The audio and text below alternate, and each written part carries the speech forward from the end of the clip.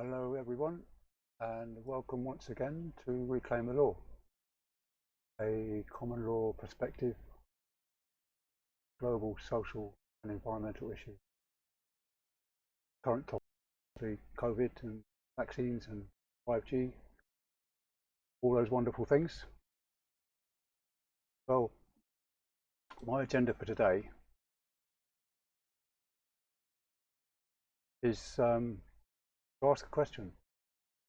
What is the common element between these two very contradictory viewpoints? One, honestly held belief that 5G, COVID-19, chemtrails and vaccinations are all part of a monstrous new world order plot to have us microchipped and vaccinated, fatally poisonous toxic substances in order to reduce the world from 7,000 million to 500 million slaves. Between that belief and the other honestly held belief that our government is trustworthy and that all the above is a load of nonsense cooked up by people who smoke too much pot. Well, it's like a tongue-in-cheek question, but it's actually very important. Can anyone spot the common element between those two honestly held beliefs? Well, just in case you didn't, in my mind, the common element between them is they're both honestly held beliefs. And there's a massive argument going on at the moment between two sets of people with honestly held beliefs, each blaming the other for their viewpoint. This is another aspect of divide and rule, in my opinion, and it's being done deliberately to keep us opposed to each other. I think it's quite easy to overcome this division by just recognizing that the other party, whichever side of that argument you stand on, the other party holds honestly. And with that in mind, if you're standing at it from the point of view that the first belief that it's a massive conspiracy theory, and you're talking to someone, maybe someone who's engaged in erecting a 5G tower, their honestly held belief is probably likely to be, because they've been told by people that they trust, that it's perfectly safe and that you smoke too much pot. If, on the other hand, you're a person who believes the government information that 5G is perfectly safe and vaccines are perfectly safe and we all need to be vaccinated for our own good, if you believe that and you come across somebody who is of the opposing belief that it's a monstrous plot to have us all vaccinated and enslaved and maybe lots of us killed, I would beg you to bear in mind that that person has done a lot of research and honestly holds that belief. So I'm just trying to put a point of view, a broader point of view here from either of those beliefs, that we need to understand each other and move forward. Now, moving on from there, and slightly, I suppose, supporting the honestly held belief that it's a could be a conspiracy theory to have us all done away with or enslaved or whatever. I do tend towards that point of view myself, having done a lot of research. Bear this in mind, that when the news media report COVID deaths, I am not aware of any news report saying directly that people have died, lots of numbers of people have died as a direct result of COVID-19 infection. They tend to say they've died after testing positive for COVID-19. Well, the fact is that 19, I don't know what the percentage is, but a huge number of people all the time carry COVID-19 viruses on us. On our skin, they are part of an excretion process for toxics, which we're doing constantly. Always there, so most people will test positive. So if someone dies and they test positive for COVID-19, then that will be added to the statistics to make us all alarmed, and bring in this COVID-19 legislation, which has got us all globally, not just in the UK or not just in the USA, but all over the world. People now, we've probably, most people here know that oxygen resonates at the 6G frequency of the 5G frequency. I'm getting a bit confused here. Not really confused. I don't know what I'm trying to say. I'm just trying to click screens at the same time, which puts me off my verbal track. Most people know, I think, that the 60 gigahertz frequency is the oxygen. It's the resonant frequency of the oxygen molecule. And so if they use 5G at 60 gigahertz, which is alleged to be the plan, then it will cause serious interference with our breathing, and explains why the 60 gigahertz 5G used in Wuhan, where the outbreak occurred, explains why people died on the street without having any previous symptoms. So I'll put out a piece of fake news. I put my tongue in my cheek and I put out a piece of fake news. And this is it. New pandemic. 10,000 times worse than COVID-19 and 5G put together. Henceforth, anyone found with traces of oxygen in their lungs at the time of death will be diagnosed with oxygen poisoning. I think we should replace all those diagnoses of COVID-19 with a diagnosis of oxygen poisoning, just as like to me. So, having said that, I have a rhetorical question for members of the armed forces, which I put on Facebook the other day, and here it comes. A rhetorical question to the world's military forces, including the intelligence and the secret services. Whose side are you on? I put this in the last video, but I've got more to say about it in terms of the Masonic hierarchy, the operative Masonic hierarchy. Well, also the speculative, but mainly the operative. So whose side are you on? We the people, including builders, farmers, engineers, miners, fishermen, drivers, lumberjacks, doctors and nurses, shopkeepers, mothers and children, either on their side, or are you on the side of the allegedly satanic, criminally fraudulent, for sure, because fractional reserve banking is a criminal fraud. Pretending a bit of gold is more bits of gold than what it is. In other words, having 10 pieces of paper issued to 10 different people, each of whom think they borrowed the same bit of gold, is pretending that bit of gold is 10 bits of gold when it's only one bit of gold. And the definition of criminal fraud is to pretend something is something which it's not, in order to gain financially or to make someone else lose financially. So pretending a bit of gold is 10 bits of gold when it's only one bit of gold is pretending something is something it's not.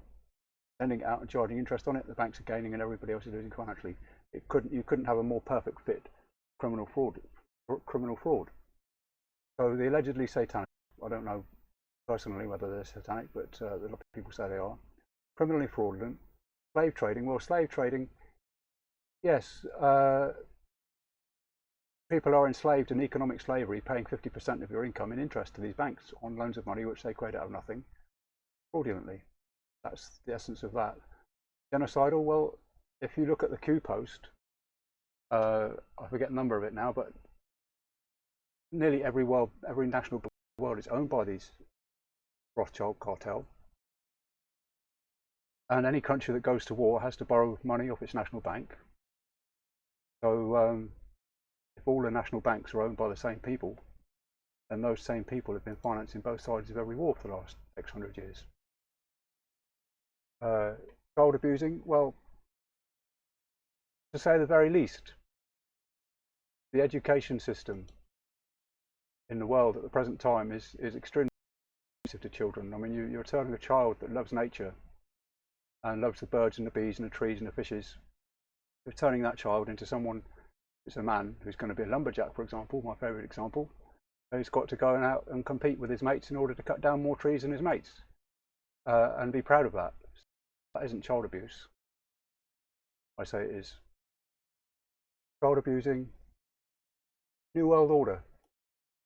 I don't have a particular objection to a New World Order, but the nature of it, I am seriously concerned about. I'm not looking forward to being a slave of people that don't care about anything. They're responsible for damage and destruction of the environment we all live in to an unprecedented degree, to the extent that the environmental damage is as serious as the threat of world war, through their financing of industries which cause that damage. So I don't feel that a world order in their hands is going to be beneficial to humanity. So New World Order, Bankster cartel. Yeah, bankster is like gangster. The aforementioned activities make them into gangsters, but they're bankers, so I call them banksters. So which side are you on? We the people, including builders, farmers, engineers, miners, fishermen, drivers, lumberjacks, doctors and nurses, shopkeepers, mothers and children, or these nasty people that are controlling the world from behind the scenes. They own every national bank in the world. They're dictating every country's foreign and domestic policy, which is why NATO and other countries invaded Iraq rather, sorry, a short while ago. It's not because the Americans wanted to go there, it's because they were told to by the New World Order, which put in the strings for finance. And if you can't pay your mortgage, so you have to do what you're told. It's undue influence. So I know which side the soldiers are on. To say in the message, bearing in mind your respective oaths to your respective sovereign nations, states, and their respective constitutions, written and unwritten, that the answer is obvious to any rational thinking person.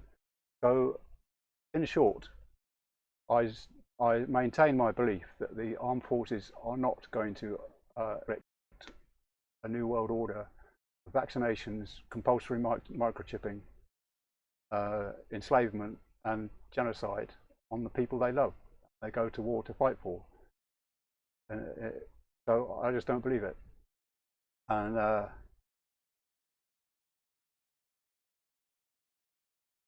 I've got another slide here that I want to put up. Oh no, I've done that one.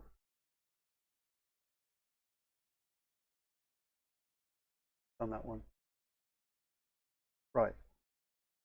So the Corona bill. Oh, that's it. That's what I wanted to show. Corona bill. Well, let me just make sure you should be able to see that government website now. And I'm just going to scroll down a bit. This is the find the cookies. Coronavirus, so COVID-19, what you need to do. Stay at home, only go outside for food, stay out, stay 2 meters away from other people at all times, wash your hands as soon as you get home, do not meet others, even friends or family. You can spread the virus even if you don't have symptoms. Well, that's highly contested, whether you can spread it, because it's contested whether a virus is even alive or not. Anyway, regardless of that, here's the guidance on information about high consequence infectious diseases in general and their management in England. That's the status of COVID-19. Look at this.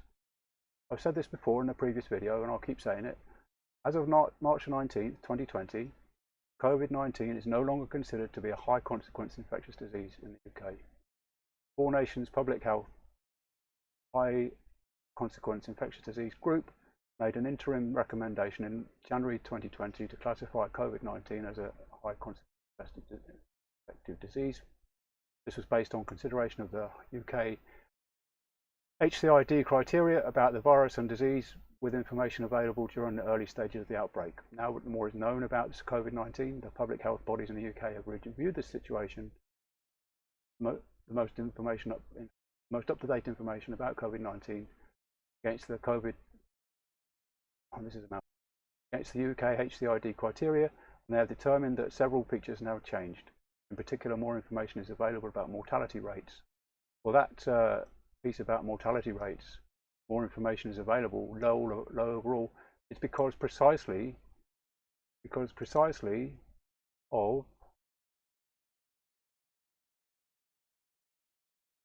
what the difference because of that, because they were, or they have been, or they maybe still are, recording people as having died from COVID-19 after they've merely been tested for it and found positive. And as I said earlier, just in this video, many people have COVID-19 in their system because it is a part of the excretion process of toxins from the cells. Give me a second.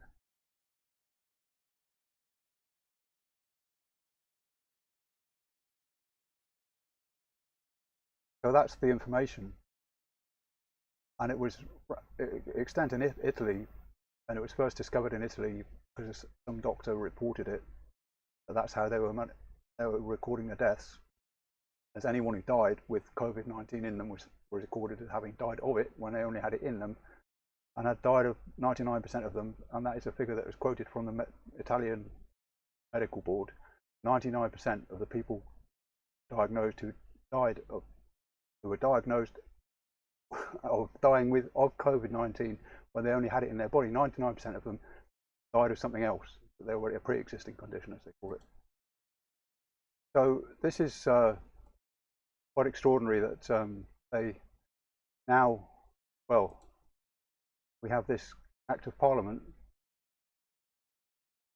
Coronavirus Act 2020. When was that enacted exactly? I haven't got the exact date on it. It probably has somewhere, but I'm not sure exactly. But look at it. It's got pages and pages and pages, and they went through this and deemed it lawful in less than 2 days. Now, there are hundreds of pages of documents here. Just, I mean, let's go through it a bit. What I'll do, I'll make it a bit bigger on the screen so it's easy to see. If I can. I'm sure I can. One there.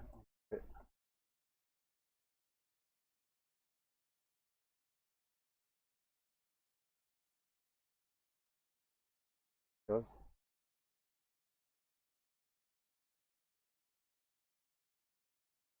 Now then.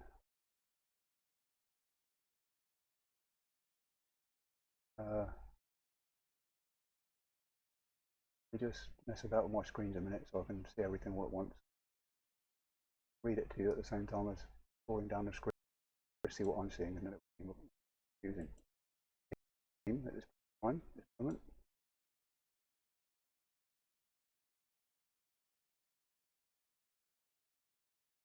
Ooh. All together, if I do.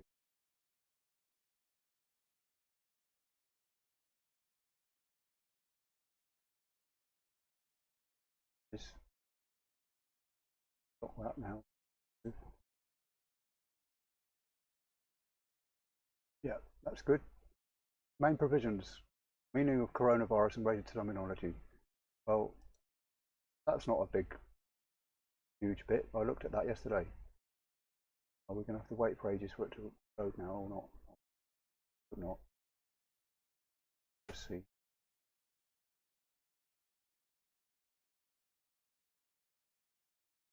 Not too long. That's the meaning of it. It's only a short paragraph.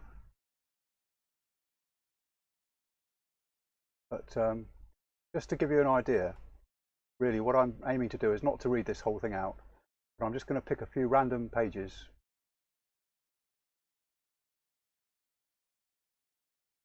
Where was it? Registrations of deaths and stillbirths. Nothing like a bit of light relief. Have a look at that. See how many pages that is. But you'll see all these titles: indemnity for health service activity.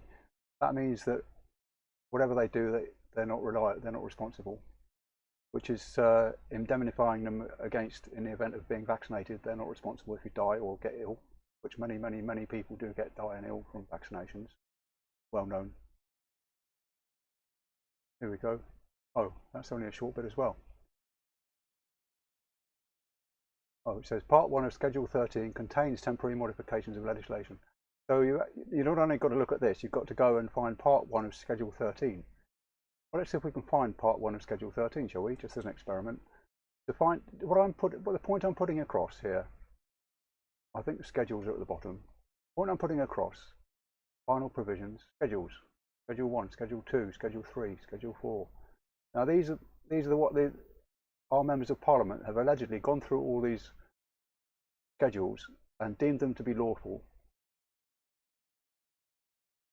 in 2 days, and brought in this legislation which has extraordinary powers under circumstances when the medical doctors have already said that it's no longer considered to be a high consequent infectious disease. This Coronavirus Act has been enacted subsequent to that, and all these powers have been brought in on a disease which is not serious. They say that the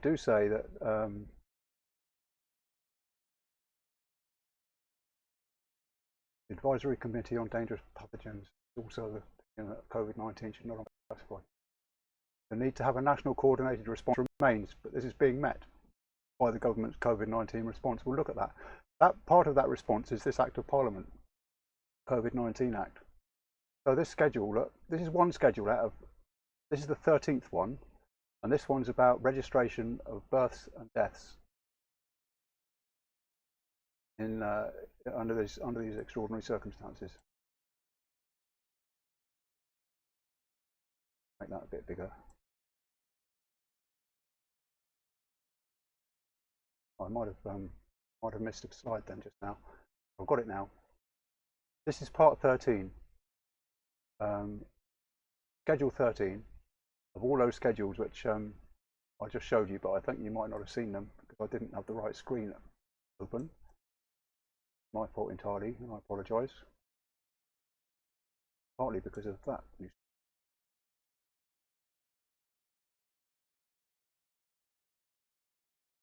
these screens to work properly.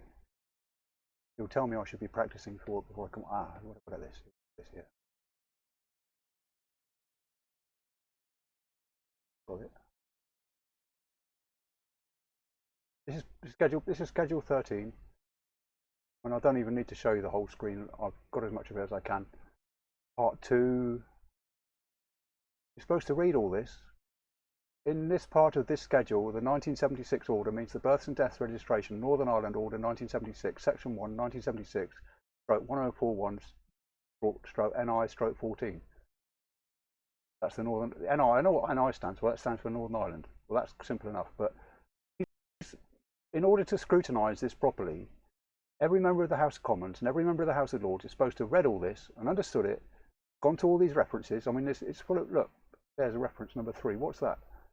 Direction under subparagraph 3 may vary or revoke previous directions given under that subparagraph. Who the hell can understand that? Even a lawyer, you know, you're hard pressed, and you've got to read all this before you can honestly put your name to a piece of legislation that's lawful. That's my main point showing you this, because I'm not going to read it.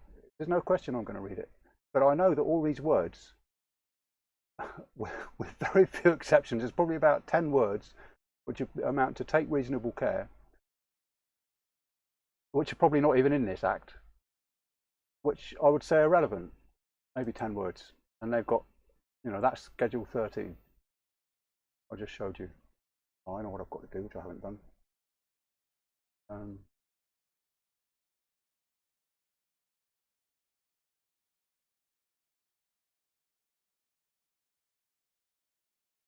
Blue.